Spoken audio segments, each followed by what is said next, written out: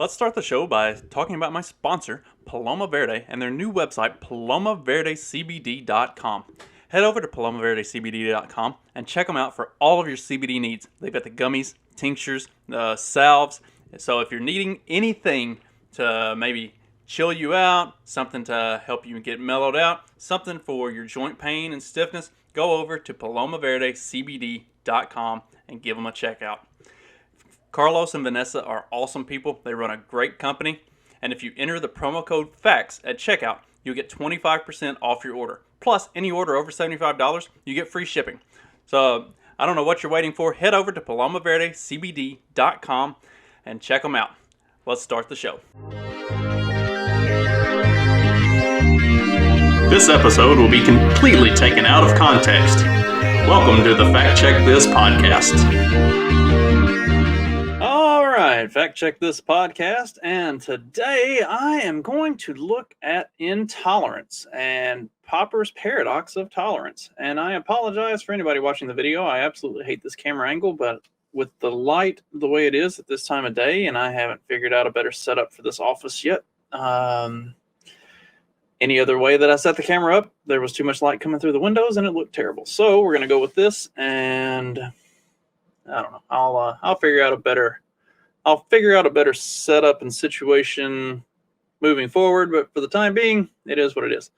So today I'm going to take a look at the paradox of tolerance. Let's pull this up. We're just going to kind of read through it real quickly. The paradox of tolerance was come up with in 1945 by philosopher Karl Popper. He attributed the paradox to Plato's defense of benevolent despotism and defined it in The Open Society and Its Enemies. Less well known than other paradoxes is the paradox of tolerance.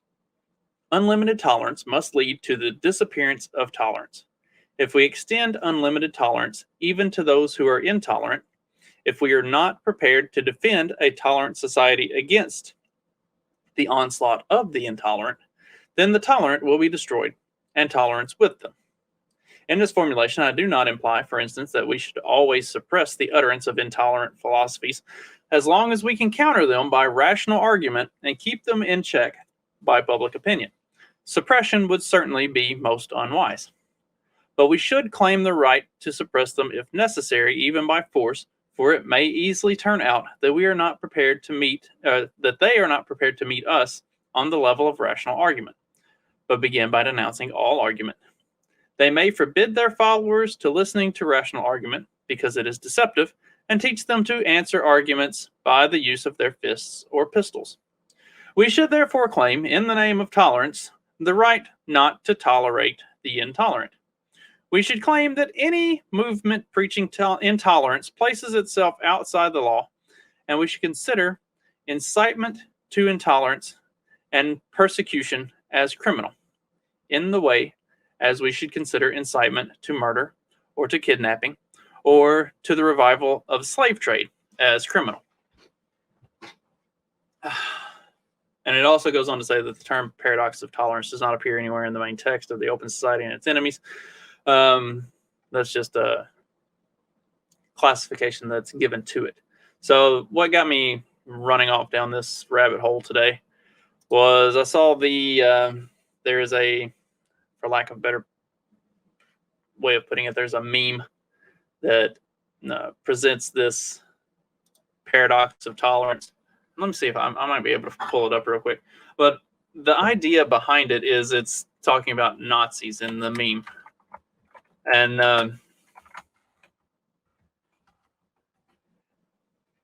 it's very widely and quickly debunked. This is perfect. This is actually even more perfect than what I had anticipated finding for it, because what you see here on the right or on the left hand side is the one that is commonly thrown out there especially by leftists. This is the left's way of saying that not being tolerant, that by proclaiming tolerance but actually behaving in an intolerant manner that is justified because of what you see here on the left.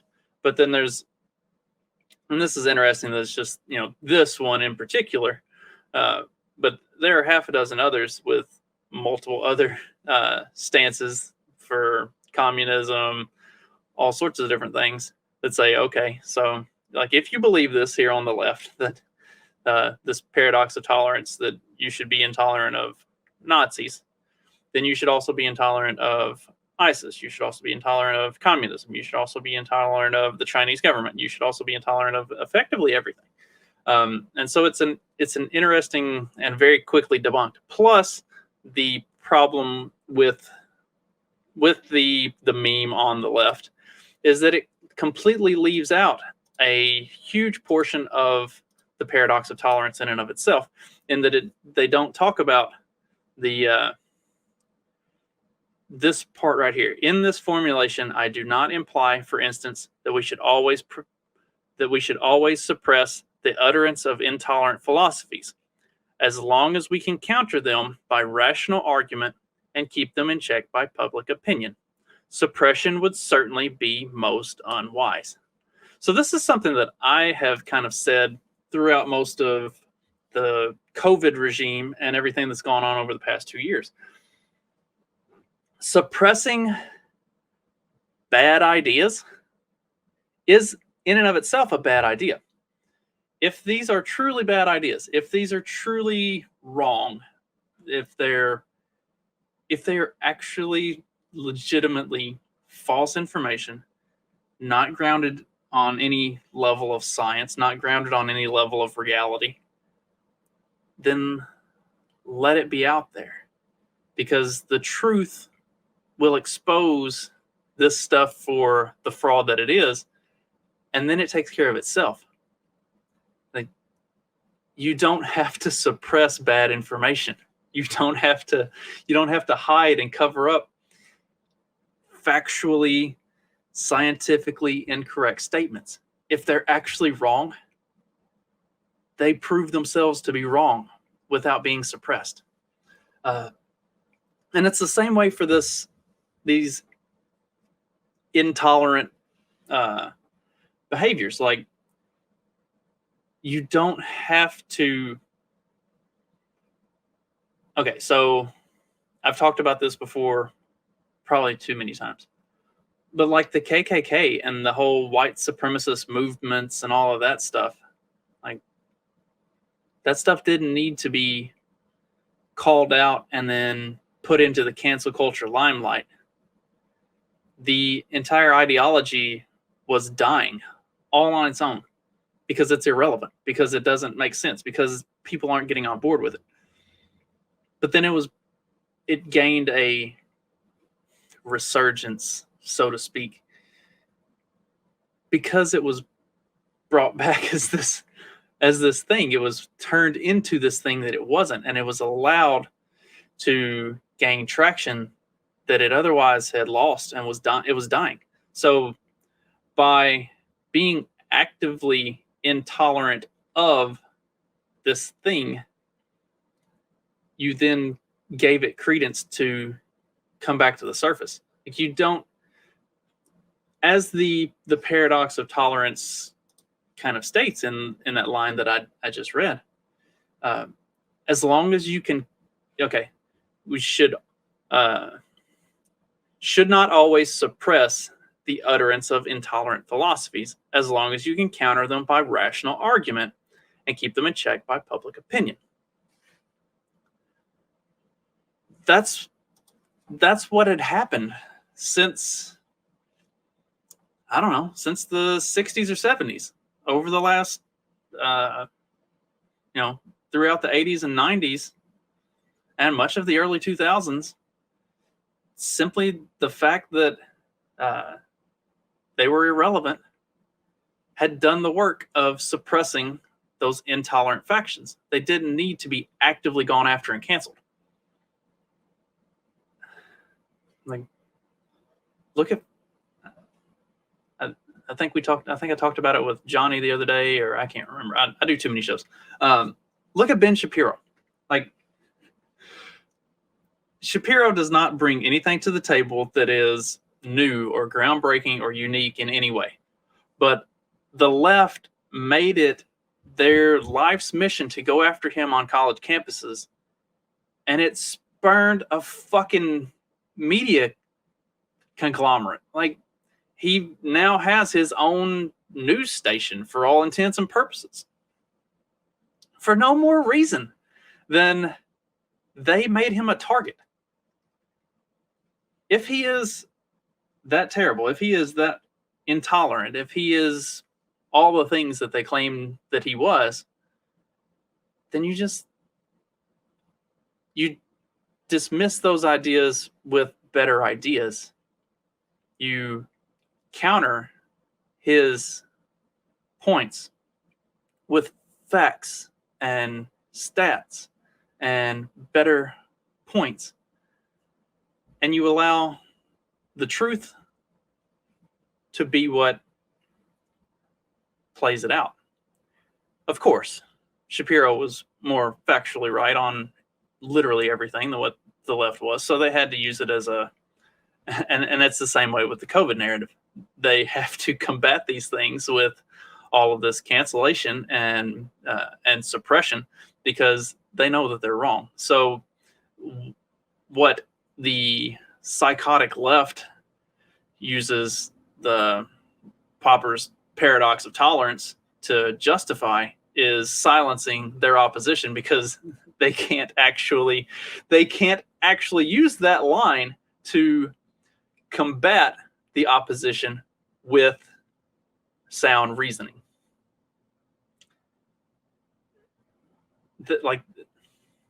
And that's fucking pathetic. But it brings me to the next part of this episode, which I think is the more interesting part of the episode, and kind of the part that I wanted to focus more on anyway.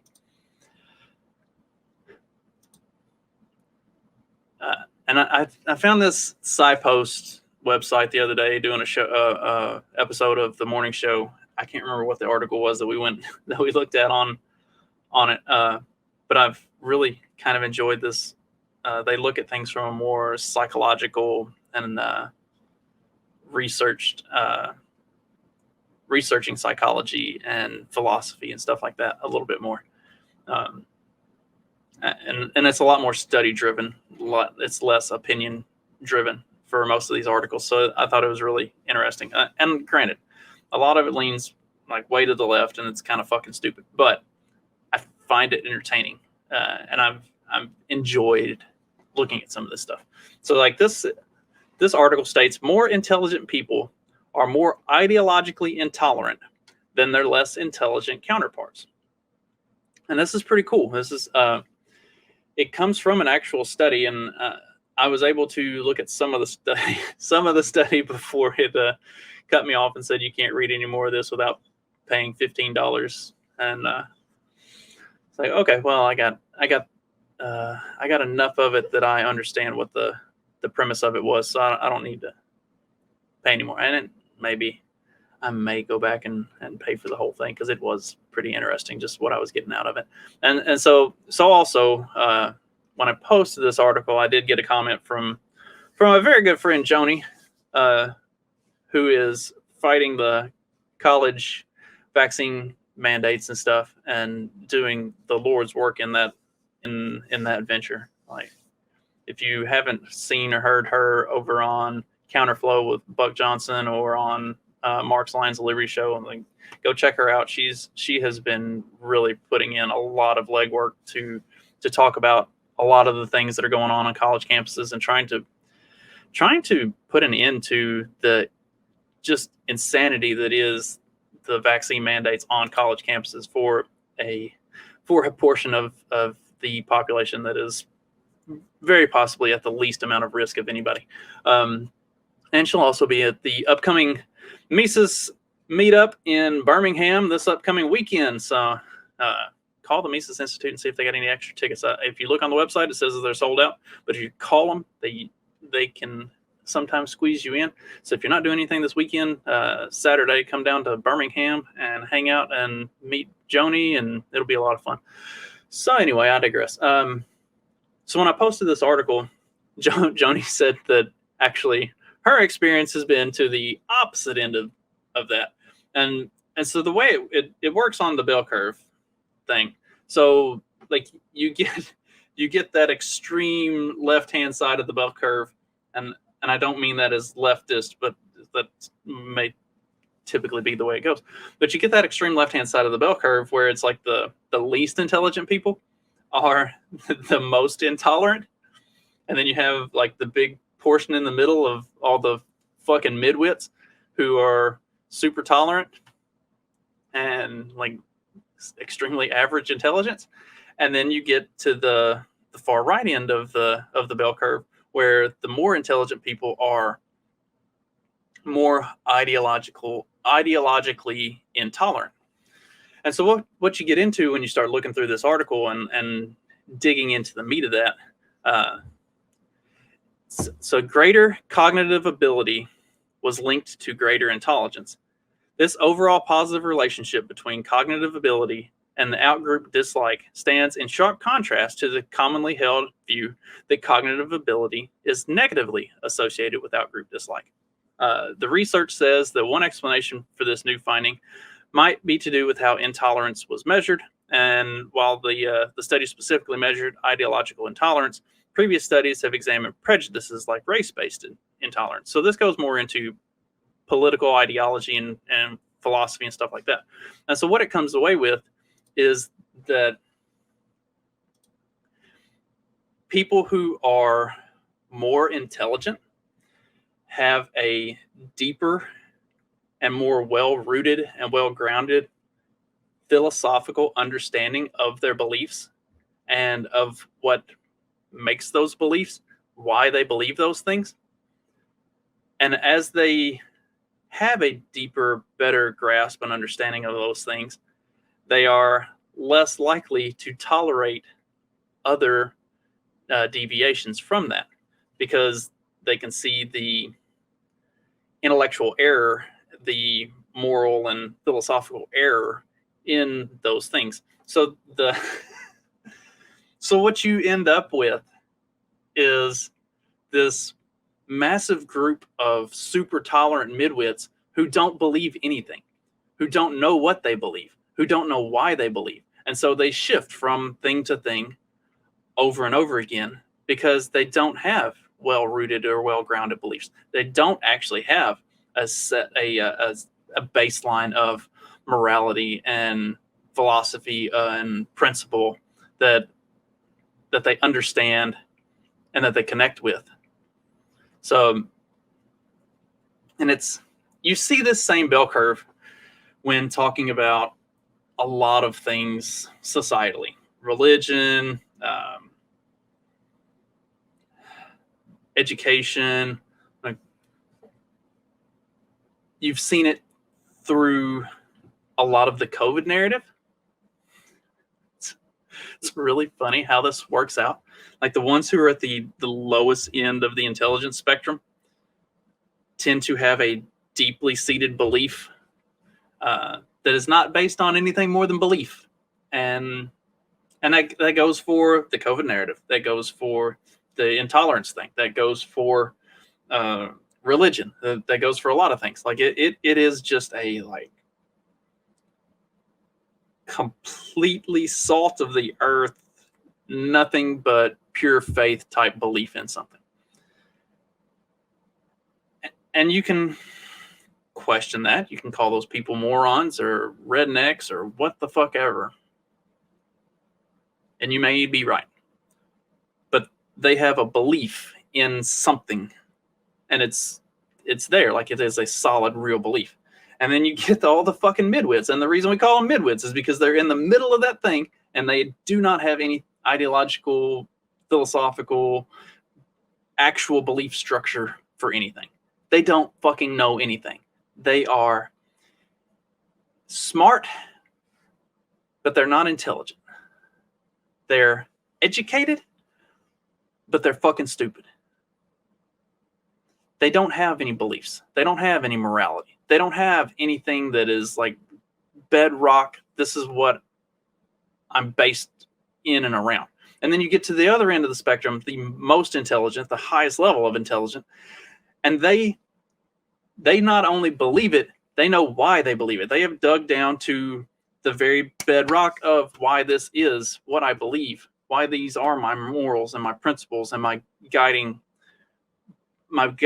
core values. And so that's what you see in this. Like, the more intelligent people are, the more of a foundational understanding they have of what it is they believe, and the less likely they are to be tolerant of all this other bullshit, because it's all based in wishy-washy nothingness. And that's where the left lives. They live in this wishy-washy bullshit nothingness that just goes whatever direction the culture takes it. And if you read more into this article that I had pulled up from SciPost, and it kind of delineates that conservatives tend to fall more on that high level intelligence end of it. They have a more intelligent, deep seated understanding of their beliefs, and that's why they're more intolerant, whereas the left doesn't have that. So I thought all of that was really interesting. Take from it what you will. Actually read the articles. Read the article. It is very interesting. I had a video that I'd considered playing, and it's from Patrick Smith. I'll put the link in the show notes, but I don't always agree with Patrick Smith on a lot of everything, and it's not that he doesn't contribute anything particularly interesting to this argument. He talks about the paradox of tolerance and the fact that it doesn't exist, and I don't think that's entirely right. I don't think that it doesn't exist. It's just that the way that the left portrays it and tries to use it bastardizes it and ignores a lot of the really core tenets of it. So hopefully you learned a little something. Hopefully you had a little fun with that. I had a lot of fun. This was an interesting kind of rabbit hole to go down for me. Basically, I saw that meme and spent about 2 hours this morning just like digging in and finding everything I could about intolerance. And then since I knew I had seen different stuff on SciPost about different topics, I was like, I wonder if they've got anything about this. And so I just typed in intolerance in the search bar on SciPost. And sure enough, I found a few articles. And so I got to dig into them, and it's really interesting stuff. But, you know, that bell curve thing is something pretty interesting to pay attention to. And maybe look at yourself and your friends and think, where are we falling on this line? And the goal should be, how do we take those people who are, you know, in the mid-wit level and get them to move to that right end of the curve and start to actually figure out what their foundational core values and principles and morals are. Because once people start to kind of figure that stuff out, they tend to come over to our side of thinking on a lot of things. At least that's been my experience. So good luck with that, everybody. Hope everybody has a great rest of your day and a great rest of your week. I will be back on Monday with who knows. I've been enjoying just kind of figuring it out as I go and not really having a real solid plan. I see something that I like and I decide, hey, I'm going to do it. Kind of like today. So hope everybody has a great rest of your day. Hey, great rest of your week. I will see you on Monday. Later.